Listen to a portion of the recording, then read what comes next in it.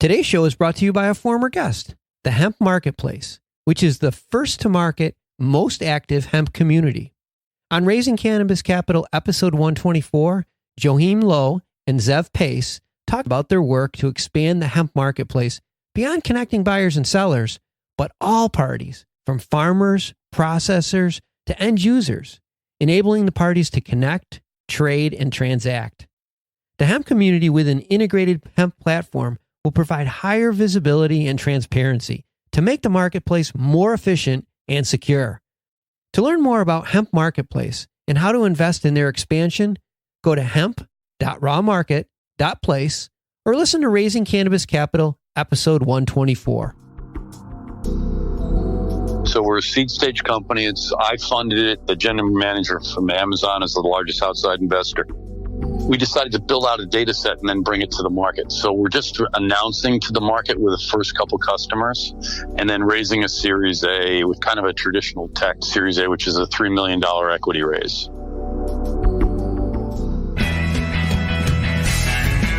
From MJBulls Media, it's the Raising Cannabis Capital Show. I'm Dan Humiston, and on today's show, how this team of tech veterans is providing cultivation facilities with the tools they need to make data-driven decisions so that they can compete at scale.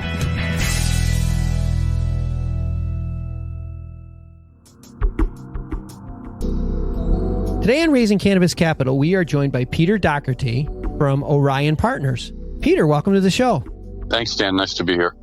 Well, I get the sense, and I hear this from a lot of interviews, that the cultivation sector is on the verge of a major shakeup. I suspect a lot of it has to do with the capacity is now meeting demands, but my gut tells me that this is just the beginning of it. And as laws start to change and a lot of the artificial barriers like crossing state lines and crossing country borders are starting to be removed, this is even become more of an issue. And from what little research I've done on your company, Orion Partners has created a product called Gro-IQ, which we're going to talk about a lot today, but essentially it's going to help a lot of these companies avoid this shake-up casualty and help them transition from, I love this term, tribal knowledge when they make decisions. I love that, tribal knowledge. Can you maybe start off by explaining what you mean by tribal knowledge? So what's happening in the market right now is a land grab where the multi-state operators are attempting to set up facilities around the United States and exist. And so I look at the current state of the market as being an M&A market. And that means I've acquired a property. My valuation is based on the fact that I exist and I have sub-$100 million revenue run rate, and I can have a multi-billion-dollar market cap by just existing.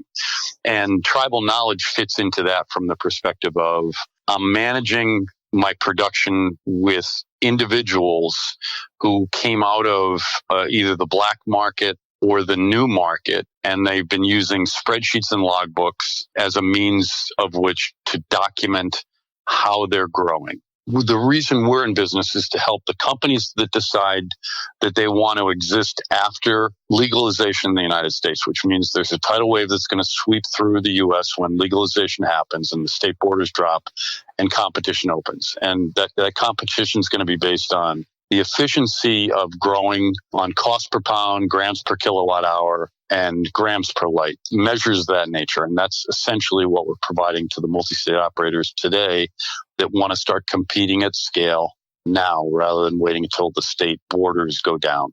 And so tribal knowledge is largely the methodology that they're using to manage that production. And what we're saying is you can move from a spreadsheet and a logbook to supervisory or fully automated command and control of production by using digital systems that monitor and provide data on how to use command and control as an asset to increase yield and manage cost. You provide that through a number of different means, using sensors throughout the facility. And I think the part that really grabbed me was that you're applying artificial intelligence and machine learning to really add added horsepower to this product.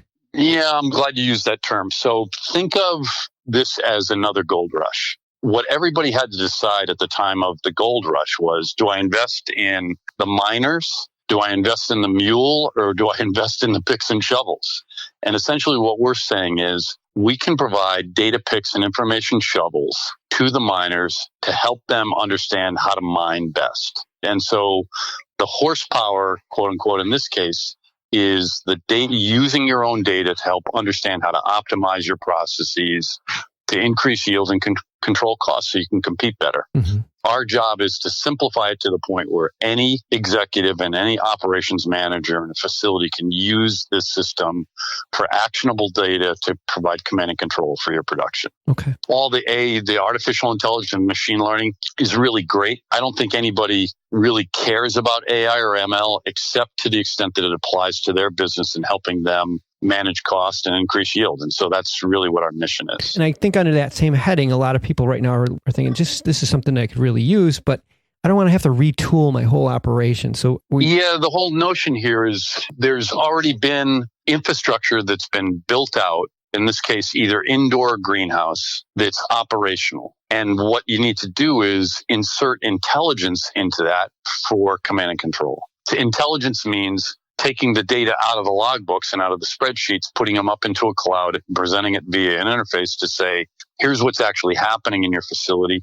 Here's how to control it better. And the example of that is if you have a relative humidity target in your facility and you're trying to manage it to, pick a number, 63% relative humidity, and you don't have really enough data to understand what's happening across the room, you don't really have command and control of your RH in your facility. And that's basically what we're providing by putting sensors in, pulling the data into the cloud, providing it back to you so you can actually know what's happening and increase the command and control by decreasing the range of your relative humidity, as for instance. Okay. The economic effect of that is really important because when you do that, you can increase your yields on percentage basis anywhere from 5 to 20%. So if you're in a 10,000 square foot facility, that can mean up to $1 million a year in increase just by starting to get control of your relative humidity. Wow. So the economics are pretty compelling, I would say.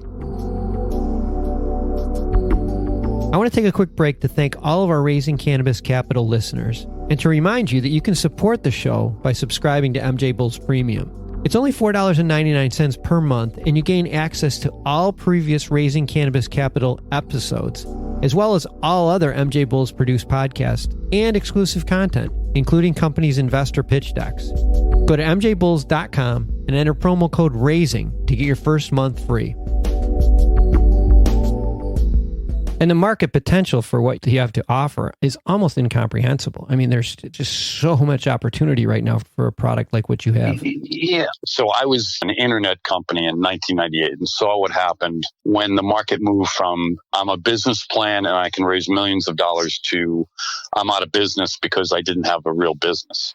This is very much like 1998 if you're reading Wired magazine or 1999 in terms of looking at a market and saying you need to transition from just existing and being an M&A company to actually knowing how to produce because there's a wall of water coming and you need to decide whether you want to have a digital life preserver or not. And that life preserver is how do you control your business so you can operate it at scale? Yeah. And all these operators are going to go through that.